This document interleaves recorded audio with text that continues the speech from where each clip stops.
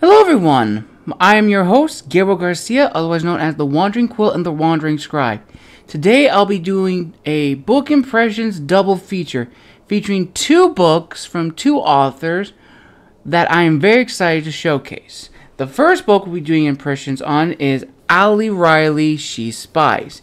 And this book is entitled, or I should say focuses on, the women of the American Revolution, the heroic missions, and Agent 355 revealed.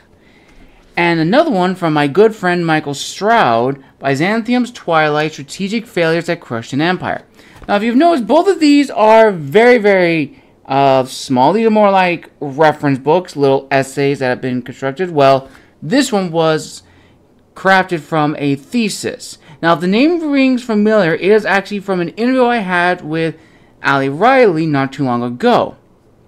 And unfortunately, due to technical issues, we are still trying to get another interview started to have that featured on the channel. Now, if you remember Michael, he has been featured on the channel twice. First as a guest on my Wandering Scribe Season 2, as well as being one of the first few guests in my Historian's Lounge Season 1 lineup. Now, this is going to be a very interesting and very different book impressions, as these are both reference books, not fiction books, which many of you may be used to on the channel. Now, with that in mind, I'll still be treating it the same way from my viewpoint, in the sense of like how the story goes along throughout the first few pages, and give you my thoughts. Now, I must also state that these are reference books. These are not fiction books, so these are books that you would use for research, for a book writing, and so forth. So let's actually learn a little bit more about the books we'll be reading. So let's look at Byzantium's Twilight, strategic failures that crushed an empire. The fall of Rome in the West in 476 AD was the death of one civilization and the birth of another. The mantle of Roman culture would be carried on by those in the East and become known as the Byzantine Empire. The empire would evolve as both an inheritor of Roman civilization and its own unique culture and civilization, while confronting many varied and diverse threats to its existence, both internal and external. These threats are often stated to have effectively culminated in the destruction of the main Byzantine military force at the disaster of Manzikert in 1071, which became the beginning of the end for the existence of the empire, as it would wane until its eventual collapse in 1453 at the hands of the Seljuk Turks and Sultan Mehmed II. In Byzantium's Twilight, strategic failures that crushed an empire, Michael G. Stroud explores the true factors in Byzantium's fall, which were evident long before Manzikert.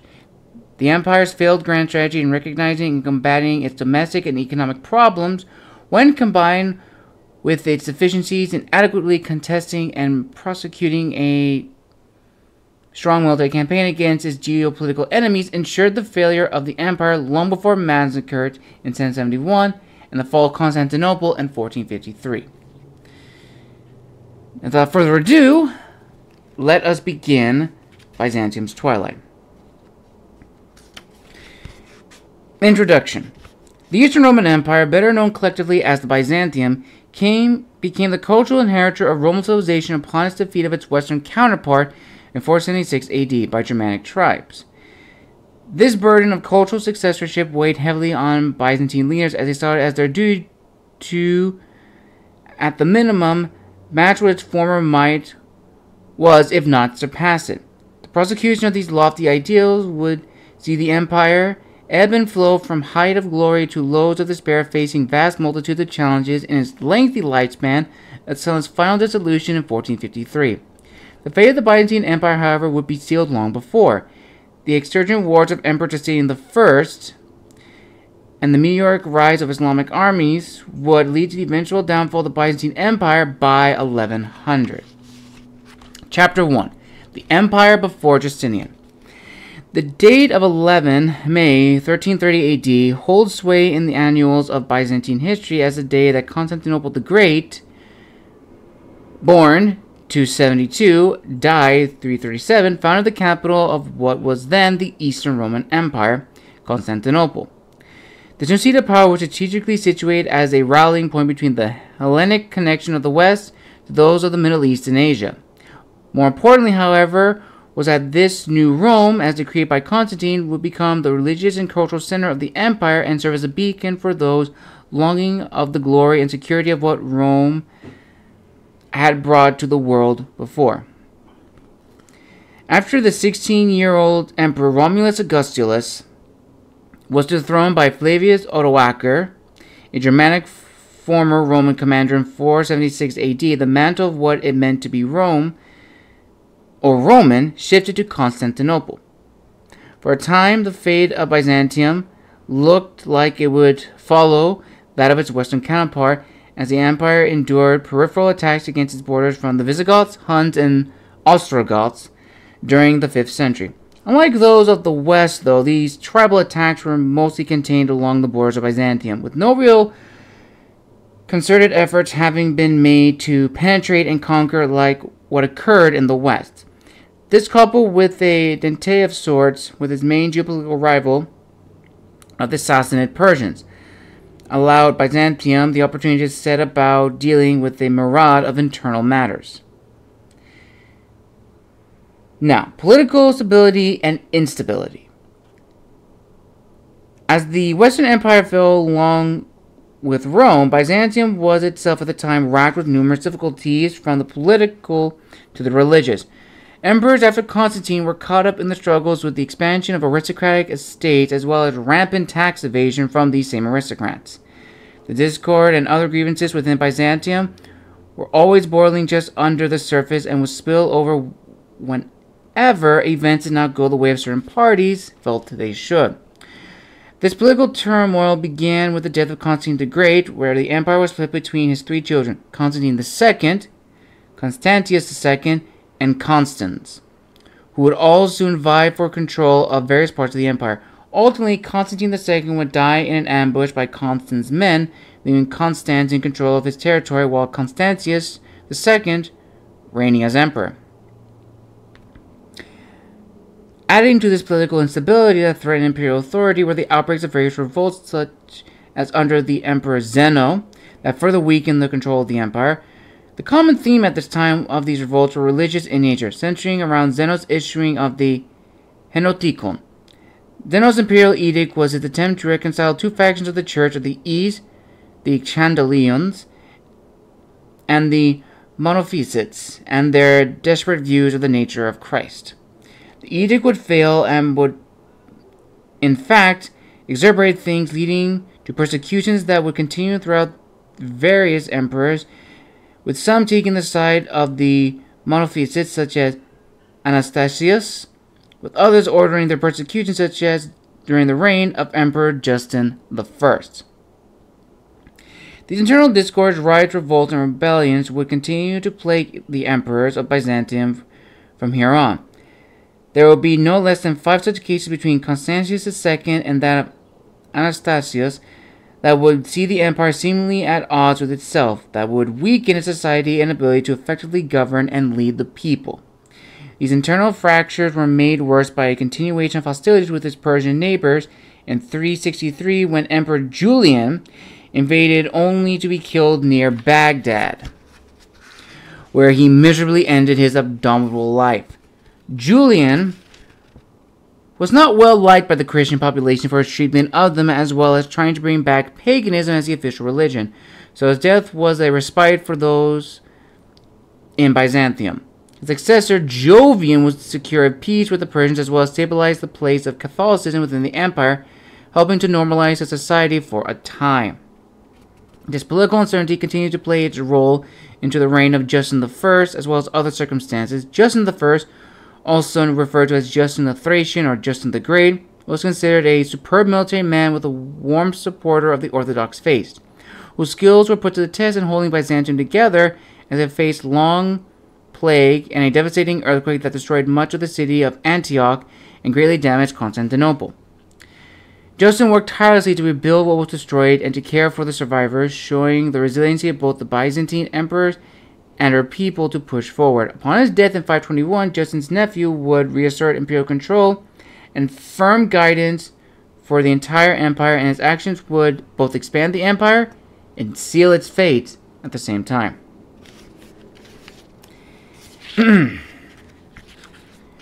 Now, regarding the Byzantine economy from its foundations was based on extensive agricultural cultivation and a highly advanced tax system that, when coupled with the Byzantines' expansive Eurasian trade links, made it the economic superpower of its day. The core of the empire's financial success came from its landholdings, which encompassed Anatolia, the Levant, and most importantly, Egypt. This land system of agriculture that powered the economy and food production for the empire held and maintained an important part of the society as a whole, and was not lost on any of its many rulers.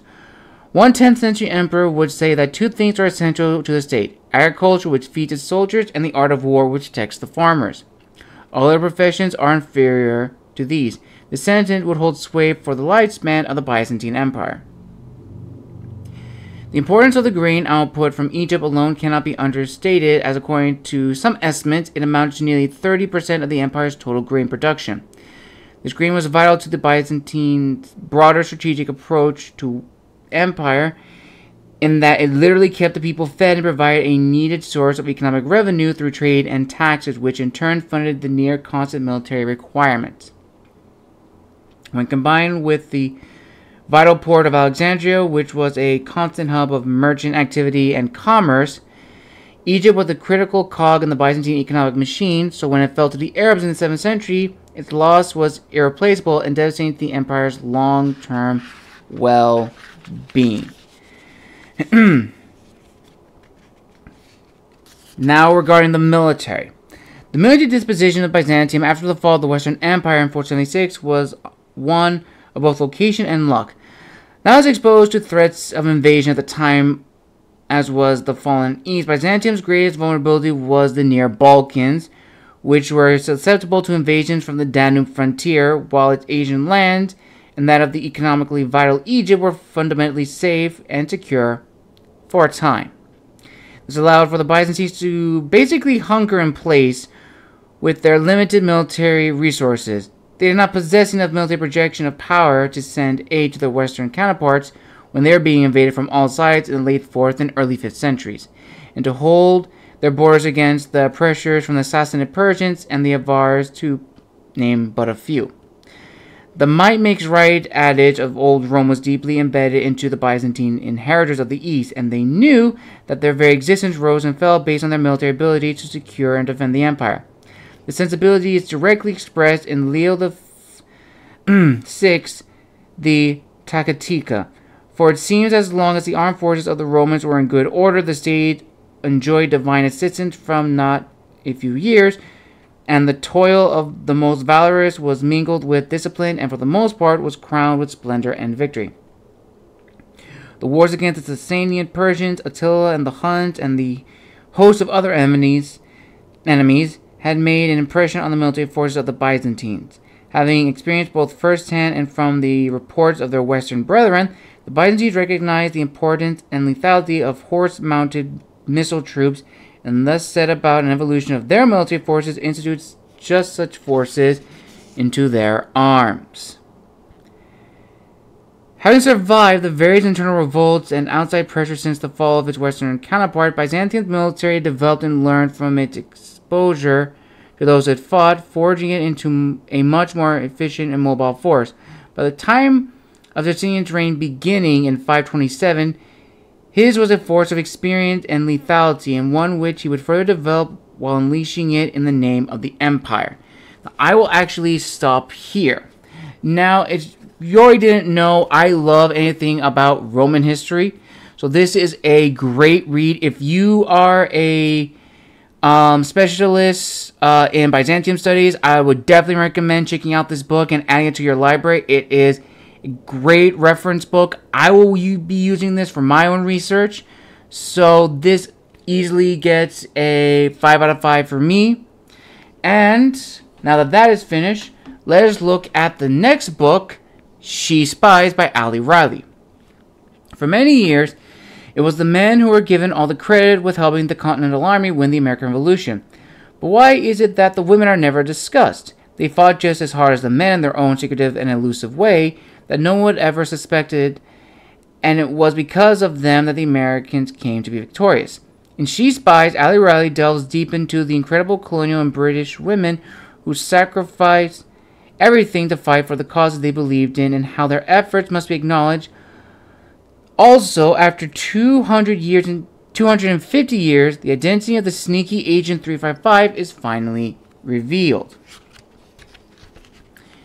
And without further ado, let us begin. Chapter 1. It has been displayed throughout the world history that many maneuvers were used in order to defeat an enemy during a war or battle. A few examples are ambushes, fire attacks, and night combat. However, there was one specific strategy that wasn't used frequently as it is now, and that would be known as espionage or spying. Espionage goes as far back as King Hammurabi and was eventually proven to be extremely important, as it was used in battlefields and wars to help defeat their enemies. And is still being used to this very day. It helps generals, commanders, leaders, and servicemen keep track of their opponents and set up a plan to defeat them. It was once said that one who knows the enemy and knows himself will not be endangered in 100 engagements. This statement is most certainly correct, because as long as espionage is performed in the most secretive ways without being caught, it is the most successful use of wartime tactics, and an enemy can be easily taken down. It was as if you were wearing camouflage without actually doing so, and that is a brilliant way to take down your enemies, especially when someone doesn't know your next move. Prior to the American Revolution, this type of activity was not even considered, since the colonies were just forming, and there was only one conflict beforehand, the French and the Indian Wars. However, espionage was a key component, if not the most important one, that helped the Continental Army claim victory over the British. Spying activity actually goes as far back as ancient times. Having said that, as the years went by, plus with more battles and wars coming into view, it was clear that spying was becoming more and more the norm. And it was proving to be one of the most useful tactics in wartime affairs. The 18th century was, or I should say, saw a dramatic expansion in espionage activities. When the French and Indian Wars had taken place, not a single soldier nor general had ever considered the idea of espionage. Even George Washington, despite being the man who would later be known as America's greatest spy master. He was serving as an aide under General Edward Braddock during the 7 Years' War, and spying wasn't even a thought in his mind. Once the 7-Year Wars came to an end, conflict with the British became more aggressive due to the Stamp Act being passed 2 years later, and it would eventually lead to the hostilities that would become the American Revolution. While the men were given a majority of the credit due to fighting in the battles, it was actually the women behind the scenes that deserved to be recognized in their own right. Women performed extremely important tasks, and since they were mostly known for keeping up their households and taking care of their families, they were never suspected of doing anything wrong or performing any type of activity to help the Continental Army. There was no choice but to risk their lives along with their families' lives to make sure order was somewhat restored, with the British having a full-blown takeover of their homes and stores. However, with the grueling conflict fast approaching and help being needed at every angle, that was surely about to change, and these women knew that they had to be ready simply because there was no other choice left. The roles of women prior to the conflict, as well as stories of Lyda Draga, Anna Strong, and many other women during the war, will be told along with the biggest reveal in American history ever. But we must ask ourselves, how are these female spies so successful on the job? How are they so slick, brave, smart? And of course, who was this mysterious Agent 355 that helped the Americans win? All those questions and more are about to be answered. Chapter 2, 1770 to 1773, Pre-War Roles of Colonial Women. The importance of women, their roles, and how they took charge in the years leading up to the war is a topic that isn't discussed much, but it certainly should be. The men were facing combat and gunfire every day and night, but it is the roles of women that must be talked about, since it was their determination and fight that ended up saving the colonies from complete destruction and possibly British rule. The difficult time began prior to the war from the Boston Massacre in 1770 and the killing of 5 innocent protesters until the Boston Tea Party in December of 73. And it was only about to get more intimidating for them as time went on. Women held a number of roles prior to the revolution, but their tenacity, strength, and slick movements made them irreplaceable and unforgettable. They also wanted to make it heard that people knew who they were and what they were fighting for. Women were known not to be or get involved with politics, especially with the majority of them being Quakers, who had neutrality, so the midst of war and the British taking over was able to bring out a new side in them that no one in the colonies expected to see. With husbands, sons, brothers, and other male family members in the middle of a truly deteriorating conflict, it was easily understandable why women were worried. They had so much on their plate, especially in the household, to keep up with because it was a stressful time. Between taking care of their children, finances, and other household duties, women had everything on their plate, so it was understandable why these women were on the edge. War was very real to women in the Revolutionary period, as if loneliness and sorrow weren't enough. War brought out privatization and destitution to many women and widows of men in the military service. Excuse me. Women knew they had to keep themselves busy, not only to provide for their families, but also as a distraction in this dire time, because they didn't want their children to see the concern or fear in them. Women were also refusing to purchase British goods because they were not willing to let the redcoats take over hard-working shop owners and providers to the colonial families. They became so enraged by what was happening, women began rallying to the streets and even broke laws by breaking into stores when the prices of basic household items and food such as flour were raised. This time in history was known as the homespun movement, foreign boycotting that helped colonial women find their voice and speak their concerns. Women in the colonies were willing to do whatever it took to keep things afloat, even if it meant breaking a law and risk getting arrested. This was the first known type of political rally in the newly formed colonies, and it was pretty awesome to see these incredible women fight for their cause. Clothes on your own, make or spinning, or homespun quickly became a badge of honor and a visible political statement. And we will actually be stopping here in this story. Now, automatically from the beginning, I actually love this story. I have been waiting for this book for a long time to arrive in the mail. I am so happy to have finally gotten it and read a few excerpts from it. Now, this is truly a piece of forgotten history because if you may remember the show Turn, they do talk about the Quill for spying, but they also talk about some female characters in that show who were spies in the American Revolution. And this book actually gives back their agency and their voice. So I highly recommend checking this book out and giving some shout outs to Aly. She's a fantastic writer. And if she sees this, I hope we get the chance to redo that interview. I am so excited to redo it again. And both of these books easily get a 5 out of 5 for me. And I'm going to link them down below so you can go purchase your own copy.